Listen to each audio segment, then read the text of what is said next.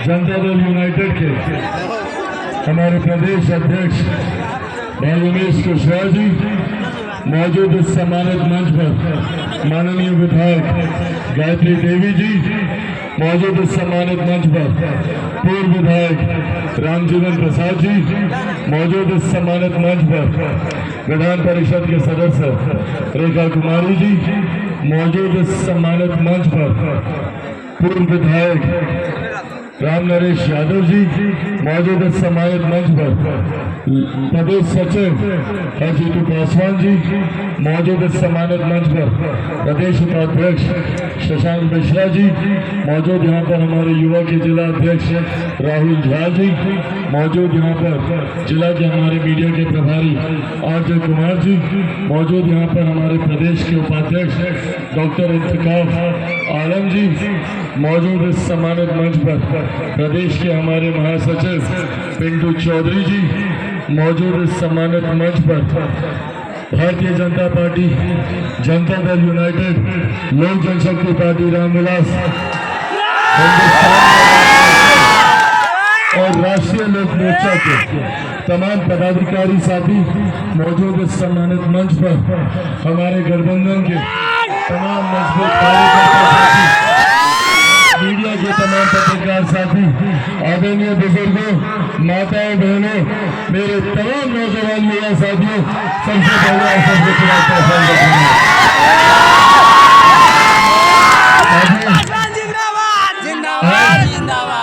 आप लोगों के बीच एक विशेष आग्रह और एक महत्वपूर्ण जानकारी साझा करने आया हूँ।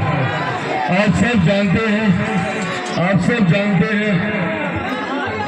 जानते हैं कि देश में 4 चरण के मतदान हो चुके हैं और उन 4 चरण के मतदानों में एक बात तय है, एक बात स्पष्ट है कि हमारे मौजूदा प्रधानमंत्री आदरणीय नरेंद्र मोदी जी तीसरी बार देश के प्रधानमंत्री बनने जा रहे हैं, इसमें कोई संदेह नहीं। साथियों, ऐसे में जब ये बात तय है कि हमारे प्रधानमंत्री तीसरी बार प्रधानमंत्री बनने जा रहे हैं, तो ऐसे में हम लोगों की जिम्मेदारी बढ़ जाती है। ऐसे में सीतामढ़ी विधानसभा के लोगों की, यहाँ परिहार के मेरे परिवार के तमाम सदस्यों की जिम्मेदारी बढ़ जाती है कि हम सब एक ऐसे प्रत्याशी को यहाँ से चुने, एक ऐसे प्रतिनिधि को यहाँ से चुनकर भारत की संसद में भेजने का काम करें जो प्रधानमंत्री जी के बगल में बैठकर आप लोगों की समस्या का समाधान करने को और वे प्रत्याशी आदरणीय देवेश चंद्र ठाकुर जी, ये मेरे परिवार के सदस्य हैं।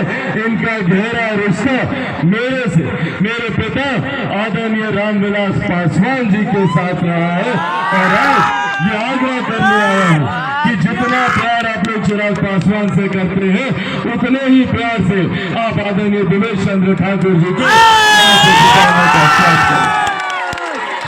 साथियों, जरूरी है प्रधानमंत्री जी का तीसरी बार देश का प्रधानमंत्री बनना।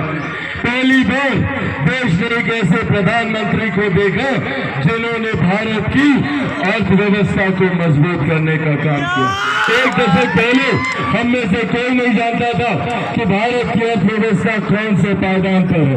पहली बार देश में एक ऐसे प्रधानमंत्री आए जिनकी वजह से आज हम लोग गर्व से कहते हैं कि दुनिया में 5वीं सबसे बड़ी अर्थव्यवस्था भारत है।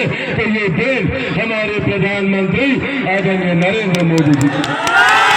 जब देश की अर्थव्यवस्था मजबूत होती है तो राज्य का राजस्व बढ़ता है, हर गरीब व्यक्ति के हाथ में ज्यादा कमाई आती है, प्रति व्यक्ति आय में इजाफा होता है और इसी का परिणाम है कि आज 10 सालों में देश भर में 25 करोड़ से ज्यादा लोग गरीबी रेखा रेखा से बाहर निकलकर मुख्य धारा के साथ जुड़ने का काम किया।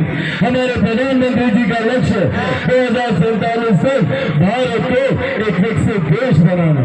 भारत विकसित देश तब बनेगा जब भारत का हर एक राज्य, बिहार जैसा राज्य जब विकसित बनेगा, हम लोग का हर एक जिला जब विकसित बनेगा, हर एक प्रखंड जब विकसित बनेगा, हर एक पंचायत और हर एक गांव को विकसित बनाने के लक्ष्य के साथ हमारी एनडीए सरकार, हमारे प्रधानमंत्री जी कार्य कर रहे हैं। इसकी नींव में इन्होंने कार्यों की शुरुआत भी की है। सोचिए, दिल्ली में बैठा एक प्रधानमंत्री गांव में बैठी एक महिला के सम्मान की चिंता करता है, उनके लिए शौचालय का निर्माण करवाता, उज्ज्वला योजना देकर चूल्हे चौके से जो आपके स्वास्थ्य पर प्रभाव पड़ता था, गैस कनेक्शन दिलवाने का काम करता। पहले घर पे कोई बीमारी आती थी तो चिंता आर्थिक हो जाती थी, कई लोगों को जमीन गिरवी रखनी पड़ती थी, तो महिलाओं को अपना जेवर बेचना पड़ता था। पर आज प्रधानमंत्री जी की देन है कि कोई भी गरीब व्यक्ति अगर घर पे कोई बीमारी होती है तो आयुष्मान योजना के तहत 5-5 लाख रुपए का मुफ्त इलाज करा सकता है प्रधानमंत्री जी। आज हम लोग को गर्व होता है कि देश की नहीं, दुनिया की सबसे बड़ी गरीब कल्याण की योजना, जिसका श्रेय मेरे नेता, मेरे पिता आदरणीय रामविलास पासवान जी को भी जाता है। आज उनकी देन है कि प्रधानमंत्री गरीब जन कल्याण अन्न योजना के तहत देश भर में 81 करोड़ लोगों को मुफ्त में राशन दिया जा रहा है। ये सोच प्रधानमंत्री जी की है। साथियों, एक तरफ जहां हम लोग विकास की राह पर आगे बढ़ने की योजनाएं बना रहे हैं, आप लोगों को गरीबी रेखा से बाहर निकालने के लिए किसान सम्मान निधि से लेकर तमाम तरीके की योजनाओं को धरातल पर उतार रहे हैं, तो वही दूसरी तरफ विपक्ष है, वही दूसरी तरफ विपक्ष के नेता हैं, ये चाहते नहीं कि हम लोग आगे बढ़े। ये वही गठबंधन है, इसमें वही लोग हैं, कांग्रेस, राजद, इनके घटक दल के लोग जो कतई नहीं चाहते कि हम लोग गरीबी रेखा से बाहर निकले।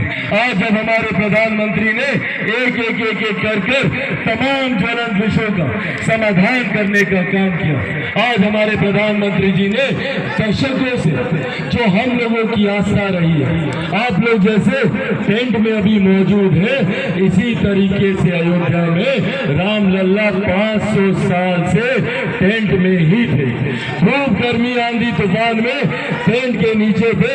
पहले देश में ऐसे प्रधानमंत्री आए जिन्होंने अयोध्या में भव्य राम मंदिर का निर्माण करके भगवान श्री राम को इस मंदिर में पहुंचाने का काम किया।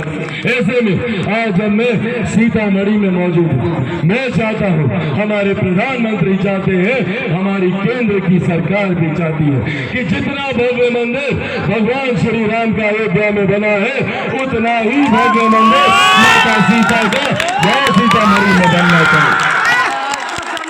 सोचिए, एक तरफ आस्था का विषय, पर जिस दिन ये भगवत माता सीता का ये भव्य मंदिर बनेगा, 6 लेन का कॉरिडोर बन जाए, हर वो व्यक्ति जो भगवान श्री राम के दर्शन करने जाए, वो मेरी माता सीता का आशीर्वाद लेने यहाँ आए। सोचिए क्षेत्र का आर्थिक विकास कितना होगा। इस सोच के साथ हम लोग आगे बढ़ने का काम कर रहे हैं, तो वही दूसरी तरफ विपक्ष के लोग हैं। कौन है ये लोग? ये विपक्ष के वही लोग हैं जो 90 के दशक में लाठी में तेल पिलाने का काम करते थे। यही लोग हैं जो नौकरी के बदले आप लोगों की जमीन लिखवाने का काम करते थे। और अब तो साथियों, इन लोगों ने विधिवत तरीके से जमीन हथियाने की रणनीति बना ली है। कांग्रेस राजद के लोग एक इनहेरिटेंस टैक्स लाने वाले, विरासत पर टैक्स, विरासत पर अब कर लगेगा। क्या है ये विरासत पर टैक्स?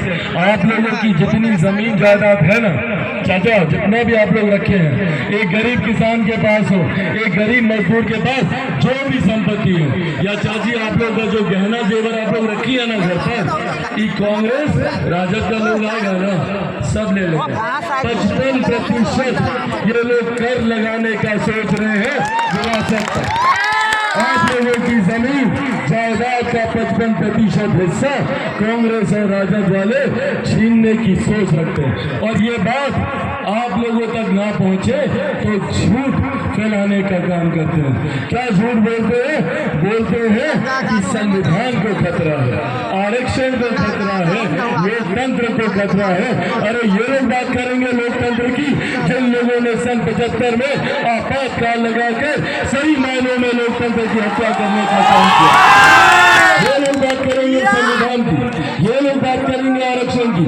आज माता सीता की इस धरती से मैं मेरे नेता, मेरे पिता आदरणीय रामविलास पासवान जी के संघर्षों की कसम खाकर आप लोगों से वादा करता हूं कि जब तक चिराग पासवान जिंदा है न आरक्षण को कोई खतरा है,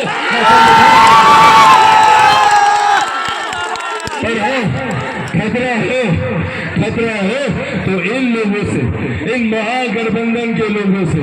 अगर ये लोग आएगा ना, सब गरीब कल्याण की योजना बंद करेगा। हमको पहले तो बताइए हाथ उठाकर कितने लोगों को यहाँ पर 5 किलो अनाज हर महीने का मिलता है? सब लोग बताइए, अनाज मिलता है ना? मिल रहा है ना चाची? हाँ, 5-5 किलो मिलता है ना? सब बंद कर देगा। ये कांग्रेस राजद का लोग आएगा ना, अनाज मिलना बंद कर देगा। ये लोग आएगा 5 लाख का जो आप लोग का इलाज प्रधानमंत्री जी दे रहे हैं, वो इलाज का पैसा मिलना बंद हो जाएगा। जितनी योजना है, किसान सम्मान निधि, जितनी भी गरीब कल्याण की योजना है, सब योजना को बंद करने की सोच के साथ कांग्रेस और राजद का लोग आगे बढ़ने का काम कर रहा है। इसीलिए आज यही आग्रह करने आप लोगों के बीच आए। जहाँ एक तरफ देश ने ये मन बना लिया है और बिहार की हम 40 की 40 सीटों पर हम जा रहे हैं, और 40 की 40 सीटों के बाद एक बात तय है कि 4 जून को जब ईवीएम मशीन खुलेंगी तो हमारे प्रधानमंत्री आदरणीय नरेंद्र मोदी जी तीसरी बार देश के प्रधानमंत्री की शपथ। और सबसे बड़ी बात ये कि हमारे मुख्यमंत्री आदरणीय नीतीश कुमार जी का मजबूत समर्थन हमारे प्रधानमंत्री जी के साथ है।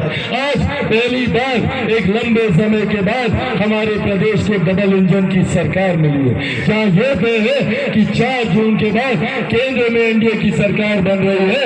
तो ये बात भी उतनी ही तय है कि बिहार विधानसभा चुनाव के बाद बिहार में भी एनडीए की सरकार बनने जा रही है, उसमें भी कोई संदेह नहीं।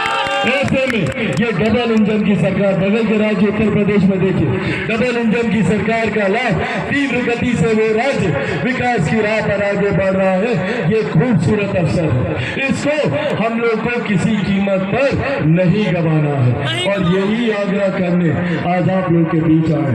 आप लोगों के लिए भी, हम सब के लिए ये बड़ी बात है कि देवेश चंद्र ठाकुर जी जैसे पढ़े लिखे, जानकार, अनुभवी व्यक्ति जब हमारे का अनुभव कर, जब हमारे क्षेत्र का प्रतिनिधित्व करेंगे तो जो समस्या हमारे क्षेत्र की है, सक्षम है, ये प्रधानमंत्री जी के करीबी है, मुख्यमंत्री जी के करीबी है, आप लोगों की हर समस्या का समाधान कराने के लिए सक्षम है। आप लोग जब वोट दीजिएगा, पहले तो परसों ही ना वोट है, 20 तारीख को ना, 20 को ना यहाँ पे वोट, हमारे यहाँ हाजीपुर में भी 20 को है। सोचिए, हाजीपुर का छोड़कर हम इनके लिए प्रचार के लिए आए हैं, तो हमारे लिए कितनी महत्वपूर्ण है। और इस बात का सम्मान आप सबको रखना होगा। 20 तारीख को कौन से नंबर पर दबाइएगा बता, सब लोगों को बता, 2 नंबर बता दीजिए सब लोग, 2 नंबर। ये विजय का भी निशान होता है, 2 नंबर। कौन से छाप पर बटन दबाइएगा? 30 छाप पर। जब आप लोग ये बटन दबाइएगा तो प्रधानमंत्री आदरणीय नरेंद्र मोदी जी तीसरी बार देश के प्रधानमंत्री बनेंगे। मेरे मुख्यमंत्री नीतीश कुमार जी को मजबूती मिलेगी, आदरणीय जीतन राम मांझी जी को मजबूती मिलेगी, उपेंद्र कुशवाहा जी को मजबूती मिलेगी, और आपके बेटे, आपके भाई चिराग पासवान को भी। तो सब लोगों ने मन बना लिया ना? एक बार दोनों हाथ उठाकर जोरदार ताली से आप लोग समर्थन देंगे। जय हिंद, जय हो। एनडीए गठबंधन जिंदाबाद, एनडीए गठबंधन जिंदाबाद, एनडीए गठबंधन जिंदाबाद।